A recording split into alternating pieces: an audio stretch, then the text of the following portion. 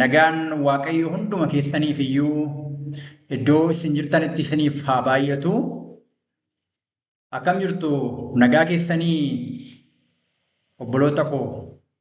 Waaqayyoon abbaa keenya karaa addaa gaarii goonee galateeffanna. Carraa qalbii jijjiirrannaa yerootti cubbuu keenya himannee gara isaatti deebinu yeroo fayyuudhaaf qophoofnu isa nuuf kenne abbaa keenyaaf galanni guddaan bara baraan isaaf haa ta'u. Addumaanuu jaalalli inni karaa tokkicha ilma isaa Yesuus Kiristoosiin nu jaallate guddaa waan ta'eefitu nuuf obsee yeroo kanaan nu ga'e. Kanaaf maqaa ilma isaa Yesuus Kiristoosiin galanniif ulfinni guddaan isaaf haa ta'u. Yeroo kana kan waliin ilaaluu jalqabnu hin dheerata. Kutaa kutaadhaan qoqqoodnee ilaallaa hin dheerata. Barnoota giddugaleessa yookiin handhuura fayyina keenyaa ta'e achi keessatti fayyina keenya kan agarru waa'ee mana qulqullummaa ilaaluu jalqabna. Har'a akka seensaatti ilaalla. Waan ilaallu akka seensaattidha. Kutaa kutaadhaan qoqqoodnee garuu bal'ifnee ilaalaa deemna. Kanaaf obboloota koo har'a akka seensaatti ilaallaa. Waa'ee kanaa yommuu ilaallu kadhata addaatiin akka ilaallu, akka qorannu. Dubbii kana keessatti akkamitti akka fayyine akka barannuuf kadhata addaatiin akka ilaalluun barbaada. Innis waa'ee mana qulqullummaadha. Waa'ee mana qulqullummaadha. Mee mata duree kana Waaqayyo akka nuuf ibsuuf akka nu qajeelchuuf kadhata godhannee jalqabnaa hin kadhanna. Samii qulqulluu irra isa jiraattu qulqulluu abbaa keenya galata addaa qabannee fuula kee irratti dhiyaanna yeroo kana sanuu laatteef. Dubbii keessa dhugaa, dubbii keessa jireenya kennu nu barsiisuun, ittiin nu leenjisuun qulqulluu koo dubbii kanaan nu qajeelchuun jaalala kee waan ta'eef. Hundaarra kan caalu immoo kennaa guddaa ilma kee Yesuus Kiristoosiin waan nuuf laatteef si galateeffanna. Maqaa gooftaa Yesuus Kiristoos ilma keessumatti nu jaallatteen galanneef ulfinni guddaan bara baraan siif haa ta'u. Uumaa keenya amma immoo fuula kee irra jirraa waa'ee keenya beektaa. Hundaarra kan caalu argama kee keessa keenyatti barbaanna. Adaraa cubbuu keenya nuuf dhiisi, dhiiga ilma kee Yesuusiin ati nu qulleessi. Karaa addaa hafuura keetiin ati nu guuti. Hafuura keetiin nu keessa buufadhu. Ammaddumaan waa'ee mana qulqullummaa yommuu qorachuu ilaaluu jalqabnu. Mana qulqullummaa keessatti siin agarra. Manni qulqullummaan iddoo buufata keetiidha. Adaraa kana keessatti akkaataa fayyina keenyaa akka hubannuuf, akkamitti akka fayyine, qulqulluu warra madaa'an irratti akkamitti akka madaalamaa jirru akka hubannuuf. Dubbiin kun adaraa lafatti akka nu handhuuruuf, dhugaa kan akka hubannuuf maqaa Yesuus ilma keef jedhii hafuura kee ati nuuf ergi. Jalqabaaf hanga xumura sagantaa keenyaatti ati nu wajjiniin ta'i. Waan hundumaattuu fedhi kee nuuf haa ta'u abbaa. Maqaa tokkicha ilma keetiif jedhii ameen. Waaqayyoon abbaa keenya guddaa gaarii goonee galateeffanna. Galanniif ulfinni guddaan bara baraan isaaf haa ta'u. Akkuma nama jedhee kan waliin ilaallu waa'ee mana qulqullummaati. Har'a akka seensaattiidha kan ilaallu dheera. Akka seensaattiidha. Utuu namni cubbuutti hin kufin, cubbuutti namni utuu hin kufin akkas jechuun Addaamiif Hewaan jechuudha.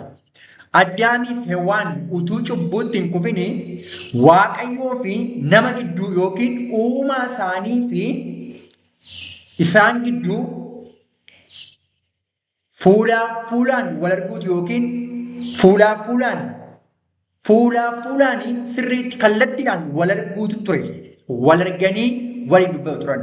Macaafa qulqulluu keessaa yommuu dubbifnu seera uumamaa boqonnaa 2 lakkoofsa 7 irratti akkas jedha. Waaqayyo gooftaan biyyoo lafaatti nama tolchee hafuura jireenya itti godhu funyaan isaatti hin baafate. Akkasitti namni uuma lubbuu qabaatee jiraatu ta'edha. Maal jedhaa? Waaqayyo gooftaan biyyoo lafaatti nama tolchee jedha. Seera Waaqonnaa tokko lakkoofsa 86 irratti yeroo dubbifnu, seera Waaqonnaa tokko 86 irratti yeroo dubbifnu, akka bifaaf fakkeenya keenyaatti nama haa uumnu jedhe Waaqayyo abbaan ilma isaatiin. Macaafa qulqulluu keessatti abbaan Waaqayyo abbaan karaa ilma isaa Yesuus Kiristoos waan hundumaa uumedha. Ibroota boqonnaa tokko lakkoofsa 2 irratti. Efesoon boqonnaa 3 lakkoofsa 9 irratti. 3:9 irratti. Waaqayyo abbaan karaa ilma isaa Yesuus Kiristoosiin waan hundaa uumee jedha. Waaqa tokkicha, Waaqa dhugaa, Waaqayyo abbaa isa ta'e. Macaafa qulqulluu Waaqayyo tokkicha jedha. Waaqayyo tokkichi kun immoo Waaqayyo abbaadha jedha. Tokkoffaa Qorontos boqonnaa 3 lakkoofsa 6 irratti. Waaqni tokkichi Waaqayyo dhugaan akka jechuun Waaqayyo abbaan ilma tokkicha qaba. Ilma tokkicha qaba. Ilma isaa kana anaaf isin fayyisaa dhuunfaa isaa godhe kenne. Egaa gara sanatti tolnufin amma seera Waaqonnaa tokko lakkoofsa 26 irratti akka bifaaf fakkeenya keenyaatti nama maal haa goonu haa uumnu jedhe. Abbaatu ilma isaatiin jedhee jedha kitaaba raajii. Waaqayyo abbaatu ilma isaatiin akka bifaaf fakkeenya keenyaatti nama haa uumnu jedhe. Kanaaf namni kan inni uumame akka bifaaf fakkeenya Waaqayyo abbaa fi ilma isaa Yesuus Kiristoostiidha. Kanaaf seera Waaqonnaa lakkoofsa 7 yeroo ilaallu akkuma dubbifne maal jedhaa? Waaqayyo gooftaan biyyoo lafaatti nama tolchee karaa ilma isaa Yesuus Kiristoosiin nama tolchee hafuura jireenyatti godhu funyaan isaatti baafate. Akkasitti namni maal ta'edha? Uumama jiraataa ta'e yookiin lubbuu jiraataa ta'ee jedha. Daayirektirii uume. Inni uume hafuura jireenyaa itti baafate. Akkasittiin hafuura jireenyaa erga itti baafateen booda nama keessatti hafuura uume. Lakkoofsa 13 yommus Waaqayyo gooftaan biyya gara ba'a biiftuu keessaa Edenitti iddoo dhaabaa tokko hin dhaabe. Nama isa tolche sanas achi keessa hin kaa'edha. Waaqayyo erga nama uume eessa kaa'e jira? Biyya gara ba'a biiftuu keessaa Edenitti iddoo dhaabaa tokko hin dhaabe, nama immoo achi keessa kaa'e jira. Achi keessa kaa'e jira. Achi keessa kaa'e. Inni uume achi keessa kaa'e. Kun waan daayirektii ta'aa jiru jechuun fuulaan fuulaan qaamaaf qaamaan wal arganii nama isa uume kana qaamaaf qaamaan maal godhe? Iddoo dhaabaa wayinii yookiin dhaabaa Eden bifama dhaabaa Eden sana keessa kallattiidhaan achi keessa kaa'e jechuudha. Kanaaf namni gaafa uumame qulqulluu ta'e uumame. Qulqulluu ta'e uumame. Maaliif? Akka bifaaf fakkeenya Waaqayyo abbaa fi kan ilma isaa Yesuus Kiristoositti waan uumameef jechuudha. Qulqulluu ta'e uumame. Lakkoofsa 15 akkeedha. Lakkoofsa 15. Waaqayyo gooftaan namicha fuudhee iddoo dhaabaa Eden sana akka tottolchuuf akka eeguufis achi keessa maal godheedha? In kaa'ee jedha. Lakkoofsa 16 akkeedha. Yommus Waaqayyo gooftaan namicha abboomee ija mukeetii iddoo dhaabaa kana keessa jiran hundumaa irraa hin nyaattaa? 17. Ija mukicha nyaatanii hamaaf gaarii ittiin beekan sanarraa garuu hin nyaatin. Gaafa isarraa nyaatte garuu dhuguma in duutaa jedhe. Abboommiidha kun. Iddoo dhaabaa Eden keessa kaa'ee muka kanneen hundumaatti nyaadhu. Dhaabaa Eden kana keessa kan jiran mukkeen kanatti ija isaatti nyaadhu. Garuu muka isaa hamaaf gaarii ittiin beekan isarraa hin nyaatin jedhe. Ija isaa hin nyaatin. Gaafa nyaatte maal taata? Hin duuta. Sababni isaa kufaatii namaa fuulduraa kan kufe waan jiruuf ergamoota keessaa seexanni waan kufee jiruuf waan kufeeru jechuun waaqayyoof abboomuu diduudhaan fincilli karaa isaa waan uumameef namni maal ta'uu qaba? Namni mirga filannoo qabaachuu qaba. Waaqayyo dirqamaan maal godhu hin jedhu. Anaaf ulfina koof jiraadhu hin jedhu. Filannoo namaaf kenne. Kanaaf maal godhe? Abboommi achi keessa kaa'e. Muka kanneen dhumaatti firii isaarraa nyaadhu kanatti garuu maal hin godhin? Hin nyaatin jedhe. Hin nyaatin jedhe. Yoo nyaattu maal taata? Hin duute. Lakkoofsa 13 irratti akkeedha. Waaqayyo gooftaan biyyoo irraa bineensa bakkee hundumaaf warra qilleensa keessa balali'an hundumaafis bifa tolchee maal jedhee akka inni isaan waamu laaluudhaaf gara namichaatti isaan fide. Wanti namichi uumama lubbuu qabaatee jiraatu ittiin waame hundinuu immoo maqaa hin ta'eef jedhe. Kanaaf amma namicha yeroo dhaabaa Eden keessa kaa'e yeroo mukkeen kan hundumaatti nyaadhu kanatti hin nyaatin jedhe. Yeroo biyyoo bakkee irraa bineensa hundumaa tolchee warra qilleensa balali'an keessa balali'an hundumaa tolchee akka inni maqaatti moggaatuuf gara Addaamiin fide yeroo kana hundumaa waliin dubbii kallattii yookiin direct communication isa jedhamutu waaqayyo uumaa fi dhala namaa gidduu ture. Directidha kun. Open communion. Waliin dubbii ifaa ta'e banaa ta'e direct ta'edha kun. Tole. Garuu Addaam gaafa cubbuutti kufee qullaa ta'uu isaa baree waaqayyoon isa duraan kallattiidhaan wajjin argaa ture dhokate. Maaltu dhokachuu fide? Wanti dhokachuu fide ulfina isa dura dhaba ture sana dhabuu ofirraa dhabuu isaarraa kan ka'edha. Maaliif kun immoo abboomamuu waan didaniif yookiin madaallii keessatti kufanii waan argamaniif. Kanaaf uumama qonnaa 3:8 irratti akkeedha. Kana booddee namichii fi haati manaa isaa yeroo qilleensi qabbanaan qilleensa'utti waaqayyo gooftaan iddoo dhaabaa sana keessa utuu adeemuu sagalee dhaga'ani. Isaan waaqayyo gooftaa duraa mukkeetii iddoo dhaabaa sanaa gidduu maal godhan jedha? In dhokatan jedha. Obboloota koo waaqayyoo fi dhala namaa kan gargar baasee cubbuudha. Akka namni fuulaan waaqa uumaa isaa wajjin wal nagarre kan godhe cubbuudha. Harallee cubbuutu waaqayyootti adda nu baasa. Waan biraa miti waaqayyootti kan gargar nu baasu cubbuuf cubbuu qofa. Waaqayyo ati hiyyeessan jedhu, ati beekaadhan jedhu, ati wallaalaadhan jedhu, ati sooressan jedhu, ati nama guddaadha, ati nama xiqqaadha jedhee ulaagaa tokko nama madaalee ofitti gargar nu baasu. Wanti isatti gargar nu baasu tokkichi cubbuudha obboloota koo. Jalqaba gaafa maatiin keenya jalqabaa, abbaa fi haati keenya jalqabaa gaafa cubbuutti kufan, gaafa abboomamuu didanii waaqayyoon dhokatanii. Har'allee kan ija nu laaffisu akka nuyi waaqayyoon dhokatan kan godhu yoo jiraate cubbuudha. Lakkoofsa 9 gaafa dubbifnu akkas jedha. Waaqayyo gooftaan garuu namicha waamee eessa jirtaa jedhe. Eessa jirta? Lakkoofsa 10 namichis ani sagalee miilla kee iddoo dhaabaa keetti dhaga'ee qullaa koo waanan tureef nan sodaadhee nan dhokadhes jedheen.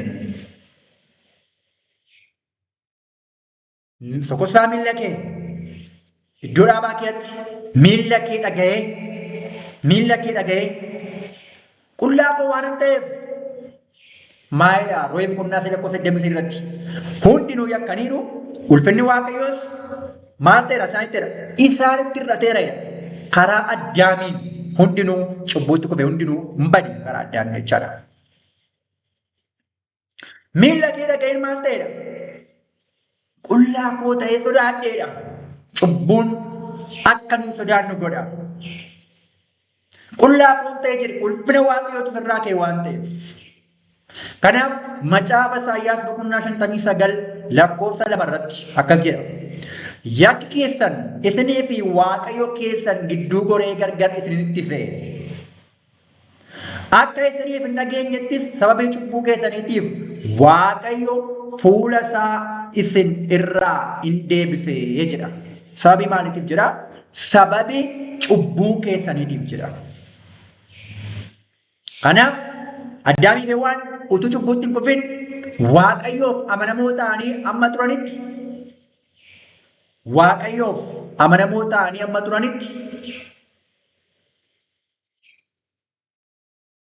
maal gochaa turanii? Fuulaan fuulaan Waaqayyo wajjin wal argaa turan. Fuulaan fuulaan abbaaf ilmaaf sagadaa turan jedha. Kitaaba abbootaa raajotaa yookiin Patriarchs and the Prophets jedhu fuula 50 irratti. Fuulaan fuulaan wal argaa turan jedha. Fuulaan fuulaan amma abboomanitti abbaaf ilmaaf sagadaa turan. Amma amanamoo taa'ee turetti. That is face to face. Fuulaaf fuulaanidha. Gaafa dhukkuutti kufan garuu waliin dubbiin kallattii maal ta'e? Addaan cite.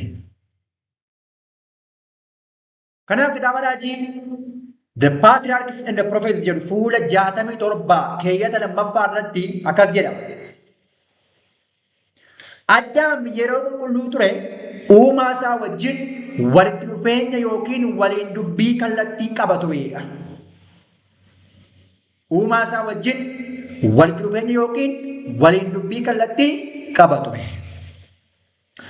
Garuu cubbuun Waaqayyoo fi nama gidduutti gargar bahinsa fide. Hojii araarsuu Kiristoos qofatus qilee yookiin addaan bahinsa sana cufee eebbi yookiin fayyinni samiirraa gara lafaatti akka darbu gochuu danda'e. Kiristoos qofatu.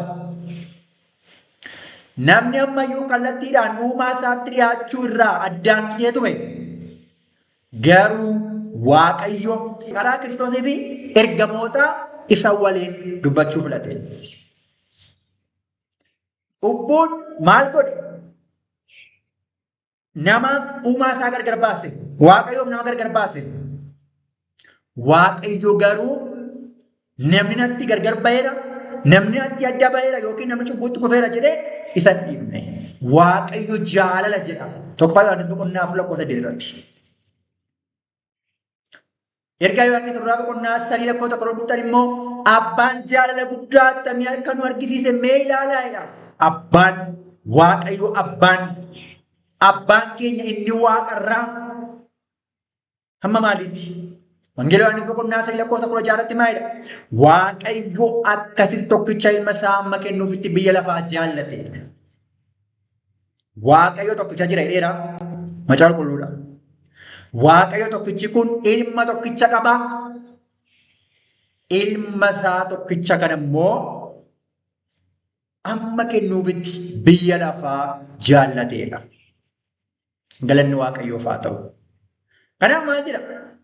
Ileen dhala namaa fi Waaqa uumaa gidduutti yoo uumamillee, bowwaan guddaan yoo uumamillee, kallattiidhaan uumaa ofii wajjin wal arguun, waliin dubbachuun yoo addaan citellee,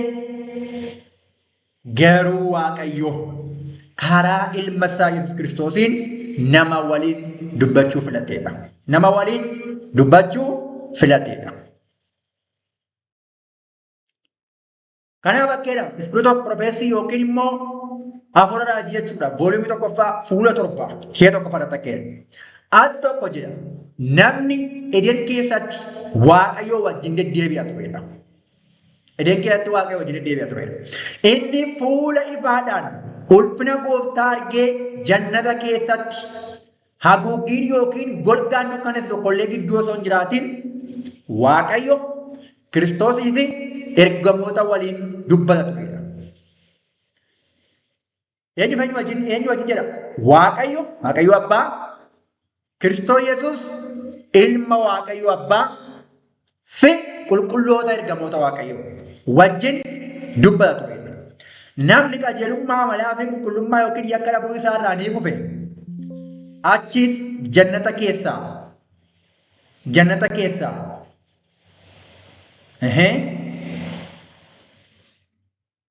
muka jireenyaarraa Akkasumas argama gooftaa fi kan qulqulloota ergamootaa isaa isa mul'atu duraa ni ari'ameedha. Ni ari'ameedha. Obboloota kun namni tokko ideen keessatti Waaqayyo wajjin deddeebi'aa ture. Fuula ifaadhaan wajjin haasaa ture. Inumaayyoo wajjin Waaqa tokkicha Waaqayyo Abbaa Yesuus Kiristoos ilma Abbaa fi qulqulloota ergamootaa wajjin. Waaqni sadiin jiru. Waaqummaa keessatti Waaqa tokkicha Waaqayyo Abbaa akkuma kana Yesuus Kiristoos ilma Abbaa bara baraa fi kanaan ala immoo qulqulloota ergamootaa. Qaama sadii jira yommuu jennu Waaqa Abbaa, Waaqa tokkicha isa dhugaa jechuudha. Ilma isaa fi dhuguma ilma Abbaa isa ta'ee fi ergamootadha. Abbaa, ilmaaf ergamoota jechaadha. Kun dubbii baay'ee murteessaadha. Isaanii wajjin maal godha turedha? Dubbata turedha. Garuu gaafa cubbuutti kufe fuula Waaqayyoo duraan hin ari'ame. Edeen keessaa hin baafame. Muka jireenyaatti kan nyaanne maal ta'e? Edeen keessaa hin baafame. Edeen keessaa hin baafame. Hin baafame. Itti ufee keera keessa lammaffaa irratti. Namni hundinuu karaa Addaamiin yommuu bade gaadidduun halkanii samii amalaa yeroo dukkaneessatti urjiin abdii Kiristoos keessatti yeruma sana ni mul'ate. Kanaanis karaa wal quunnamtii Waaqayyoo fi nama gidduu jiru ni hundeeffamedha. Namni haala kufaatii isaa keessatti akka yeroo qulqullummaa isaa kan edeen sanaatti Waaqayyoo waliin, Kiristoos waliin fi akkasuma jechuudha ergamoota waliin fuulaa fuulatti dubbachuu hin dandeenye. Garuu karaa tajaajila ergamoota qulqullaa'oo Waaqayyo inni guddaan abjuu fi mul'ataan isatti dubbachuu danda'edha. Yoo gargar baay'isuu illee akka yeroo duraa sana akka yeroo edeen keessa ture sana abbaa wajjin ilma isaa Yesuus Kiristoos abbaa keessaa bahe wajjin qulqulloota ergamoota wajjin fuulaa fuulaan yoo dubbachuu hin dandeenye ta'ellee daandiin wal quunnamtii ni hundeeffame. Eenyu? Yesuus Kiristoos. Seera uumaa boqonnaa 28:12-15 yeroo ilaallu yaabbannoo tokkotu jira.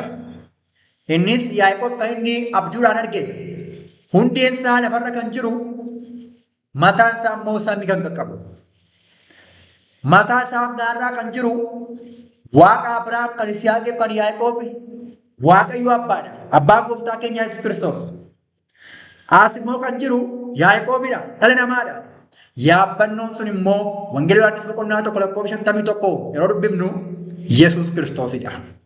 Kanaaf Kiristoos dildila yookiin yaabbannoo samii fi lafa wal quunnamsiisuudha jechuudha. Kun karoora fayyada.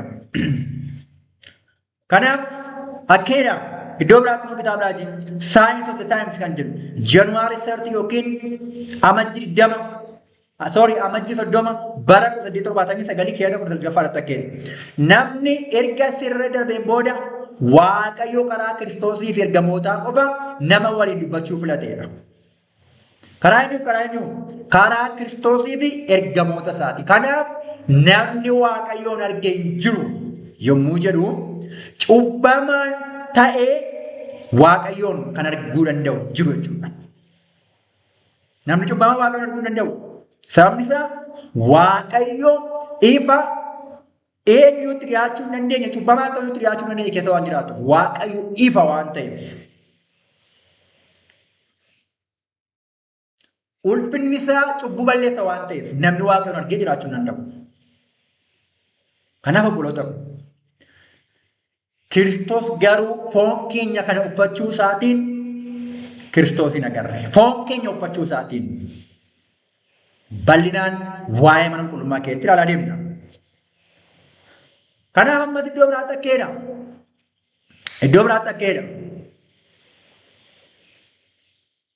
Erga cubbuu warra keenya jalqabaati Waaqayyoon nama gidduutti wal quunnamtiin kallattii hin jiru. Hojii giddu deemtummaa isaatiin akka nama fayyisuu fi aangoo qulqullummaa seera Waaqayyoo akka mirkaneessuuf Abbaan biyya lafaa harka Kiristoosti kenne. waliin dubbiin samii fi sanyii kufe gidduu jiru hundi karaa Kiristoosiin ta'e.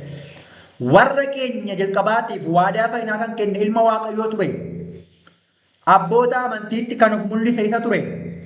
Addaam, Nohi, Abrahaam, Isiyaaq, Yaaqoobii fi Museen wangeela hubataniiru. Isaan fayyina kan barbaadan karaa isa bakka bu'aa fi wabii namaa ta'edha. Namoonni qulqulloon durii kun fayyisaa foon dhala namaa uffatee gara addunyaa keenyaa dhufuuf ture wajjin walitti dhufeenya dhiyoo qabaatan. Isaan keessaa tokko immoo Kiristoosii fi ergamoota samii wajjin fuulaa fuulatti haasa'aniiru jedha. Paatriyaarkii Sendoo Profeesor yookiis abbootaaf raajota fuula 366 keeyyata tokkoffaadha. Kanaaf namni yoo cubbuutti kufallee Waaqayyo karaa ilma isaa fi karaa ergamootaa dhala namaa wajjin dubbate. Kiristoos akkuma nama jedhe yaabbannoodha. Wangeelii Yohaannis boqonnaa 1:41 yaabbannoodha. Yaabbannoo gaarraa ergamoonni ol ba'uu gadi bu'u. Ol ba'uu gadi bu'u.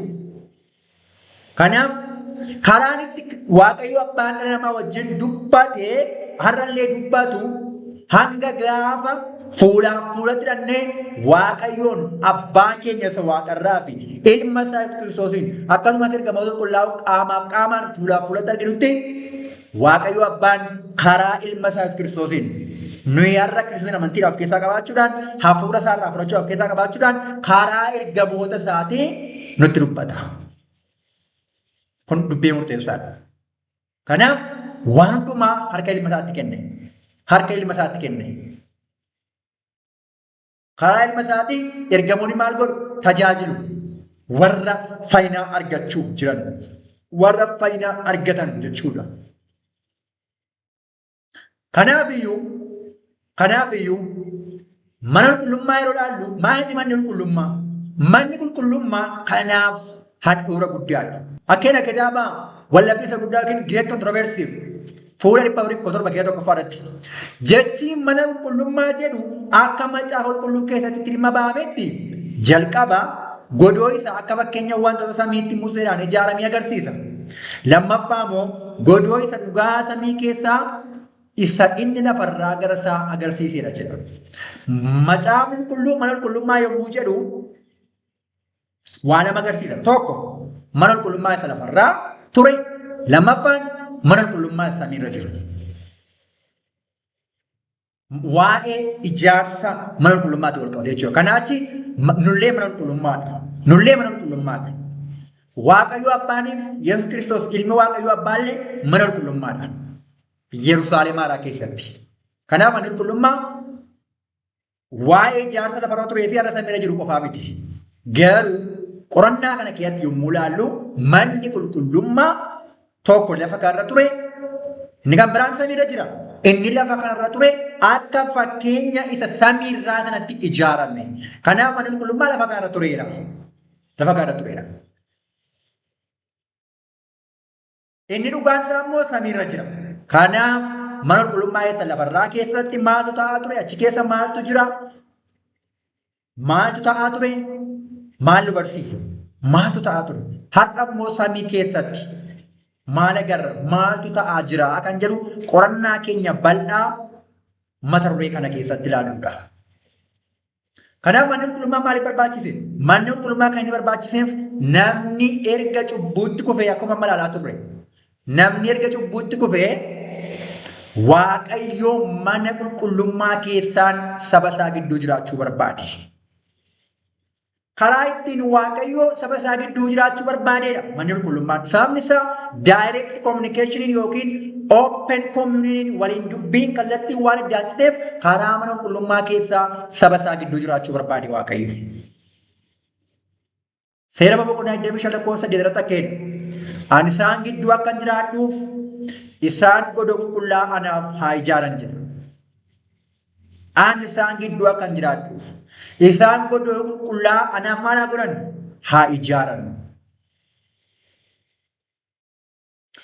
Utuu cubbuutti hin qubne ta'ee qaamaaf qaamaan waliin jiraanna turre Waaqayyo abbaa keenya isa waaqarraaf ilma isaa wajjin ergamoota qulqullootaa wajjin fuulaaf fuulaan wal argaa. Garuu erga cubbuutti kufne karaa Addaamiin erga cubbuutti kufne mana qulqullummaa keessaan saba isaa gidduu jiraachuu barbaade Waaqayyo. Okay. Cubbuun erga Waaqayyoo fi nama gargar baase inni kan biraan karoora faayidaa namaa fiixaan baasuudhaaf karaan Waaqayyo hojjetu mana qulqullummaa keessaanidha. Mana qulqullummaa wanti barbaachisuuf yoo xiqqaate waa lama kan addaatti tuqaa jiru. Tokko Waaqayyo saba isaa gidduu karaa inni ittiin jiraachuu barbaadudha. Sababni isaa waliin dubbiin kallattiidhaan wal arguun sababa cubbuutiif jecha waan addaan jeteef. Inni lammaffaan karaan karoorri fayyinaa ittiin fiixaan bahu. Karoora fayyinaa Waaqayyo tokkicha ilma isaa makina nutti biyya lafaa jaalate Waaqayyo abbaan waan tokkichi Waaqayyo ni dhugaan. Ilma isaa kana isa nuuf kenne isa nuuf aarsaa godhe karaa inni itti karoora fayyinaa kana fiixaan baasu mana qulqullummaa keessaan waan ta'eef. Macaafa Faarfannaa boqonnaa 77 lakkoofsa 13 irratti akkeedha. Yaa Waaqayyo karaan ati hojjettu karaa qulqullummaati. Waaqayyolii keessaa guddaan akka Waaqayyo keenyaa eenyuudha? Afaan Ingiliffaa isaa dubbifne akkeedha. Thy way, O God, is in the sanctuary. Who is so great a God as our God? O God, thy way is in the sanctuary. Karaan kee mana qulqullummaa keessadha. Karaan Waaqayyo hojjetu mana qulqullummaa keessadha. Sababni isaa karoora fayyinaa nuuf utuu biyyi lafaa hin hundeeffamin karoora nu fayyisuudhaaf abbaaf ilma gidduutti hundeeffame sana fiixaan baasuudhaaf karaan Waaqayyo ittiin hojjetu mana qulqullummaa keessaan waan ta'eef. Manni qulqullummaa inni lafarraa akka fakkeenya isa samii irraatti ijaarame. Kanaaf manni qulqullummaa samii irras jira jechuudha. Inni lafarraa akka isa fakkeenya samii irraatti ijaarame. Seera boqonnaa 25 lakkoofsa 40 irratti akkeedha. Akka fakkeenya isa tulluu irratti sitti agarsiifame sanaatti ilaali hojjedhudha. Museedhaan gaafa itti dubbatame. Akka isa fakkeenya tulluu irratti sitti mul'ifame sanaatti ilaali hojjedhu. Kanaaf tulluu irratti Museetti kan agarsiifame jira manni qulqullummaan. Inni immoo isa samii irra jirudha. Isa dhugaadha inni. Inni lafarraa garuu fakkeenya isa samii kan samii irraati. Kanaaf akkuma kana Ibroota boqonnaa 8 lakkoofsa 5 irratti akkeedha. Isaan godoo isa akka gaaddidduu isa waaqarraatti garagalfame sana keessatti hojjetu. Fakkeenyi godoo sun ittiin ijaarame Museetti agarsiifamee ture. Yeroo inni godoo sana ijaaruuf ka'etti Waaqayyo ammas waanuma fakkeenya isa gaararratti sitti agarsiifame sanaan akka hojjettuuf akeekkadhu ittiin jedheedha. Kanaaf manni qulqullummaa inni lafarraa akka isa fakkeenya samii irraatti maal ta'e hojjetame yookiin ijaarame. Kanaaf samii irra manni qulqullummaa jira. Waa'ee kanaaf bal'ifne ilaalla. Obboloota akka waa'ee mana qulqullummaa qorannaa handhuura amantii keenyaati. Achi keessatti Kiristoosin agarra. Achi keessatti Waaqayyo Abbaan karaa ilma isaa Kiristoosin akkaataa inni itti hojjetu agarra. Kanaaf har'a akka seensaatti ilaallee yeroo itti aanu bal'ifne ilaalaa deemna. Kukunnee akkuma kanatti jira kutaa kutaadhaan. Dubbii kanaa wajjin walii gallee dubbii kana ammallee akka hubannuuf dubbiin kan akka nuuf ifuuf waa'een karoora fayyina keenyaa mana qulqullummaa keessatti akka nuuf galuuf kadhataan yeroo hundaa sakatta'uun baay'ee murteessaadha. Waa'ee dubbii amma dhageenyeetiif Waaqayyoon galateeffachaa Waaqayyo kana jaalata hafuura isaa akka nuuf kennuuf akka nuuf ibsuuf kadhataan fuula Waaqaatti dhiyaannee walitti qabna. Samii qulqulluura isa jiraattu Waaqa abboota keenyaa galata addaa qabannee fuula keetti dhiyaanna yeroo kana. Ilma kee tokkicha Yesuus Kiristoosin nuuf laachuu keetiin daandii dhala namaafis gidduu addaachisee ture. Karaa ilma keetii daandii waan nuuf laatteef, karaa waan nuuf laatteef, ilmi kee karaa dhugaadha jireenya, karaa ilma kee gara kee dhufna. Maqaa ilma kee Yesuusin karaa isa qulqulluu tokkicha ilma keetii galannii ulfinni guddaan bara baraan siif haa ta'u. yeroo kana dubbii nutti dubbatteef maqaan kee guddaa haa ulfaatu. Amma immoo adaraa cubbuu keenya nuuf dhiisi. Mana qulqullummaa yeroo ilaallu, yeroo qorannu achi keessatti waa'ee fayyina keenyaa agarra. Adaraa dubbii kana ati qofti nuuf ibsi. Waan beekuu qabnu akka beeknuuf nu gargaari. Waan hundaatti fedhii kee nuuf haa raawwatu. Maqaa tokkicha ilma keetiif jedhii Abbaa. Ameen.